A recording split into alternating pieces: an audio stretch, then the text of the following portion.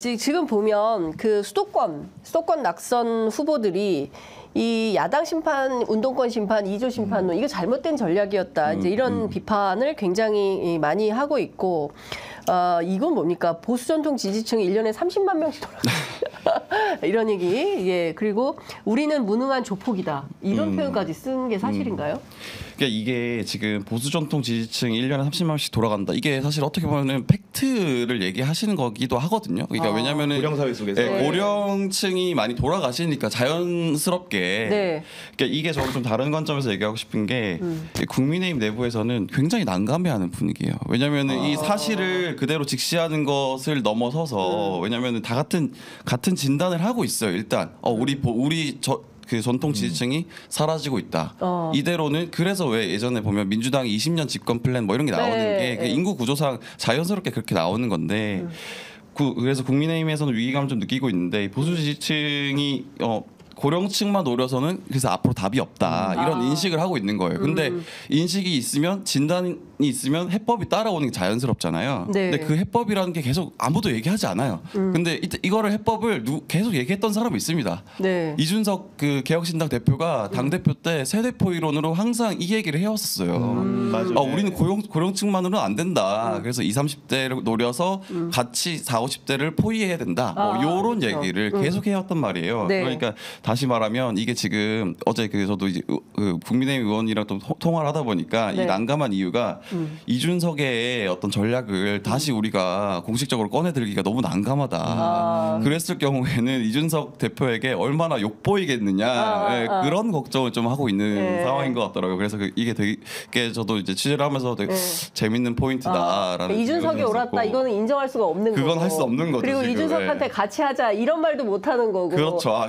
절대 할 수 없죠. 절대 할 수 지금. 없고. 예. 아니 실제로 박 기자님 말대로 네. 지금 어제 발언을 포함해 가지고 지금 대통령과 정부와 여당을 상대로 쓴소리를 하는 당선이든 낙선자든 상당수가 7080년대생입니다. 왜냐하면 어제 얘기했던 박상수 네. 뭐 낙선인이라든가 아니면 이승환 후보라든가 이런 분들 79년대 83년생이거든요. 맞아요. 그리고 이제 예를 들면 김재섭 그 당선인 네, 맞아요. 그리고 김용태 당선인 다 지금 뭔가 80년대. 당을 바꾸자고 개혁하는 사람들 상당수가 연배가 어리기 때문에 아까 말한 대로 이준석 후광 효과가 결국 당내에 다시 생길 수 있기 때문에 이런 대처와 처방에 대해서 당의 주류들은 굉장히 불편하고 뭔가 그를 불러올 듯한 느낌 그런 주술적인 느낌 이런 거 들잖아요. 예, 그러네요. 그러니까 굉장히 심각하게 느끼는 겁니다. 이게 같이 하시면 안 되면 안 될 것 같은 해야만 할 것 같은 해야만 할 것 같은 끌림, 느낌적 이끌림. 느낌이 온다. 최상병 투표할 것 같은 느낌이 들 수도 있는 거예요. 쉽게 잘못 얘기하면 그럴 수도 있는 그럴 겁니다. 수 이게. 있겠네. 예. 실제로 그 가능성 없어요. 왜냐하면 이준석 대표가 80년대생 뭐 정파와 상관없이 모임을 함께 하겠다 뭐 이런 주장을 했더라고요. 네, 근데 그거는 제가 봤을 때는 이준석 대표가 그 왜 당선되고 난 다음에 국민의힘을 점령할 일만 남았다 뭐 이런 평가가 많았잖아요. 네. 근데 이준석 대표 입장에서는 절대 같이 하지 않는다라는 입장을 공식 석상에서도 사석에서도 굉장히 많이 내비쳤고 저도 그렇지 않을 거라고 보는 게 그 이낙연 대표와 한번 합당을 했다가 그 지지층이 붕괴하는 경험을 했기 때문에 지금에 와서 다시 국민의힘으로 돌아가는 건 쉽지 않을 거다. 그리고 이준석 대표 중심으로 세 판 짜기가 이루어질까요? 그렇게 저도 생각을 합니다. 그래서 그 초석을 딱 닫기 위해서 그 80년대 모임을 하는 거 아닌가 저도 그렇게 좀 보고 있고. 네. 그러니까 이런 부분을 추동하는 부분이 뭐냐면은 지금 당의 그 참패 원인을 두고 다양한 해석이 오가는데 사실은 참패를 했으면은 난상 토론, 난장판이 벌어져야 맞는 거거든요. 근데 무슨 얘기만 하면 왜 우리 가지고 시비야 이런 반응이 나옵니다. 대표적으로 모임도 같이 안 지금 이게 우리가 지정학적으로 지도를 갈라서 투표를 해보니까 빨간색, 파란색 해보니까 맞아요. 실제로 동서로 갈렸잖아요. 맞습니다. 그리고 동의 상당수는 사실 영남 그 후보들이 당선된 게 맞고 그렇게 되면 떨어진 수도권 후보들 입장에서는 당의 전략과 전술을 비판하면서 우리가 도로 영남당 될 수 있다, 포위될 수 있다라는 지적을 할 수 있는 거잖아요. 그러면 어떻게 합니까? 대구시장 진행 권영진 당선인 같은 분들이 발끈하는 거예요. 왜 표 찍을 때는 대구 와서 달라고 하고 니네들은 결과만 나오면 이렇게 하냐, 모욕적이다 이렇게 하는데 그런 얘기들을 수용하고 토론해야 되는데 그런 분위기 자체를 봉쇄하고 있는 겁니다. 그렇기 때문에 결국 이런 부분들에서 젊은 세대가 정치하는 사람들 같은 경우에는 굉장히 환멸을 느끼는 거거든요. 뭔가 논의하고 바꿔야 되는데 그렇기 때문에 실제로 아까 박 기자님 얘기하신 대로 장기적인 흐름에서는 그런 이탈 구도도 후보도 배제할 수가 없어 보인다. 이런 생각이 듭니다. 근데 실제로 낙선자 대회도 뭐 지역별로 따로 했다고 수도권하고 영남권하고 그러니까 좀 같이 서로 소통하면서 어떻게 문을 닫고 안에서 뭐 2박 3일 정말 난상 토론을 하든지 네. 해서 결론을 내야 되는데 모이면 싸울까봐 그래서 그게 또 언론에 보도돼서 또 막 분열의 프레임으로 맞습니다. 시달리게 될까봐 아예 안 만나는 거예요. 그래서 영남 따로 수도권 따로 이러다가 분당하는 거 아닙니까?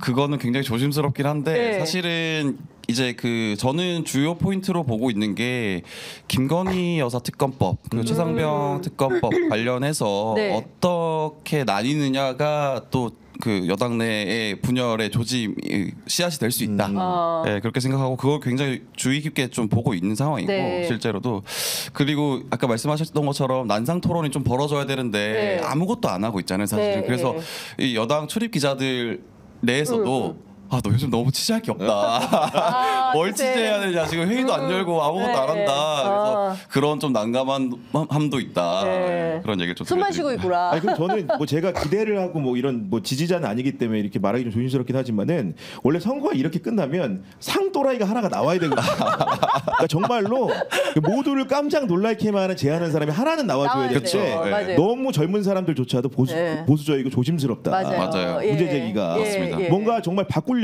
예. 바위를 깨는 심정으로 못 맞아. 깨지만 예. 부딪혀야 되는데 예. 그런 시도가 너무 없다. 예. 네. 그러니까 옛날에 민주당 보면 이렇게 막 최고위원회의 할 때 갑자기 문 열고 들어와서 유인물 막 뿌리고 막 그런 사람들 있어요. 그리고 나와가지고 그 유인물 주워가지고 나와서 뭐 하는 거야 막 싸움 나고 막 기자회견하고 이러면서 주목도가 그러니까, 예. 되고 뭐 형이 나한테 이럴 수 있어 이런 게 좀 있어야 됩니다. 그래야지 조금 이게 변화 발전하는 네. 모습이 있는데 지금은 굉장히 조심하고 혹여라도 정권에 또 윤석열 대통령에게 누가 될까봐 이제 조심하는데 아니 예컨대 김건희 특검법 같은 거 하면 그 국민의힘 내부의 젊은 그 당선인들이 어떻게 할 것 같아요?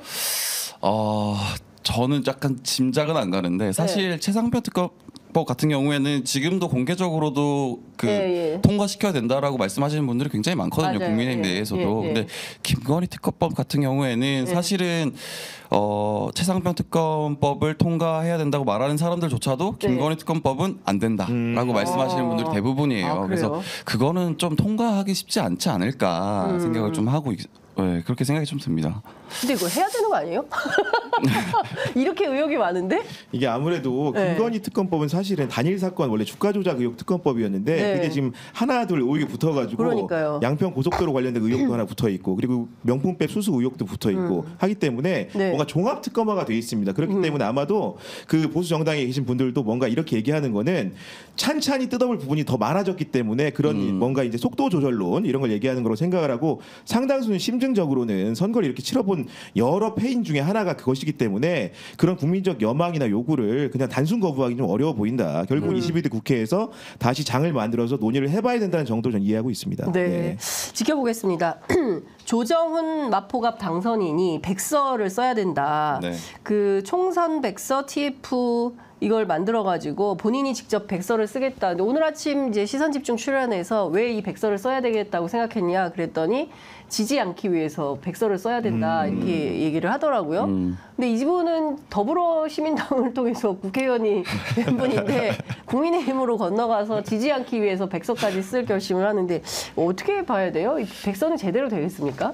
이게 백서가 제대로 되고 안 되고가 이게 사실 되게 중요한 지점이라고 좀 보여지긴 해요. 왜냐하면 이거 되게 무용한 거 아니냐, 써봤자 뭐 하느냐라고 생각할 수도 있겠지만 이 왜냐하면 어제 한 의원님이랑 또 통화를 했는데 백서 네. 만드는 게 그 당의 나중에 방향을 좀 결정할 것. 아까 말씀하셨던 그 분열의 조짐 그 씨앗이 될 수도 있다. 네. 그렇게 말도 하더라고요. 왜냐하면은 어떤 맥락에서 나온 얘기냐면 이게 총선 패배 원인이 무엇이냐를 두고 국민의힘 내부에서도 좀 설왕설래, 그러니까 이견이 있는 거잖아요. 네. 그러니까 크게 봤을 때 윤석열 대통령의 책임이 더 크냐, 아니면 한동훈 위원장의 책임이 더 크냐, 뭐 요렇게 좀 나뉘는 것 같고 세부적으로 봤을 때는 그 양쪽 다 문제는 있었는데 어느 쪽에 좀 더 문제가 있었냐, 그러니까 이조 심판론 틀린 거 아니냐, 혹은 대통령 국정 기조 그 좀 잘못된 거 아니냐, 뭐 요런 이제 그 의견이 많잖아요. 네네. 근데 이게 어느 쪽에 더 무게가 실리느냐에 따라서 그 권력 관계가 재편될 거다. 예, 그런 얘기를 하더라고요. 그래서 이게 그 백서를 만드는 동안에 네. 굉장히 많은 물밑 작업이 들어갈 거고 알력 싸움이 있을 거다. 네. 그렇게 좀 보더라고요. 네. 근데 이게 그 조정훈 그 총선 백서 TF 위원장인가요? 이분이 이제 그 어제 언론 인터뷰를 했어요. 네. 언론 인터뷰에서 뭐라고 밝혔냐면은 이걸 맞자마자 여러 사람한테 문자가 왔다는 거예요. 윤석열 그쵸. 책임이다. 네. 한동훈 책임이다. 아니야 너의 책임이다. 이런 얘기가 왔다는 거예요. 근데 이 얘기는 뭐냐면은 네.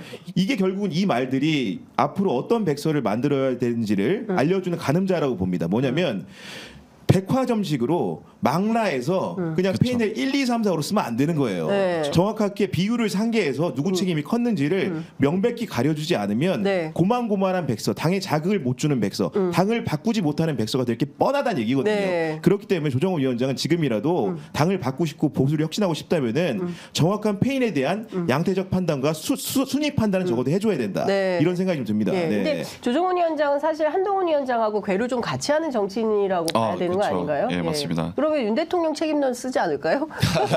근데 그것도 모르는 게 그 조정훈 의원께서도 그 한동훈 위원장이 그 대통령 초청 거절한 거에 대해서도 네. 본인도 한 말 했잖아요. 맞아요. 그 내가 그거 미리 알았으면 무조건 가라고 했을 거다. 예. 그렇게 얘기한 걸로 보면은 조정훈 의원도 사실은 뭐 어떻게 될지 모른다. 예, 그리고 조정훈 의원 입장에서 그리고 이건 좀 여담이지만 조정훈 의원이 방금 말씀하신 것처럼 예. 민주당 쪽으로 해서 들어왔는데 지금 국민의힘에 있지 않습니까? 네, 그래서 네. 또 위치를 또 바꾸실 수도 있지 않을까? 예, 그런 생각 좀 그런 들고. 의심도 네. 여당 안에는 있다. 네.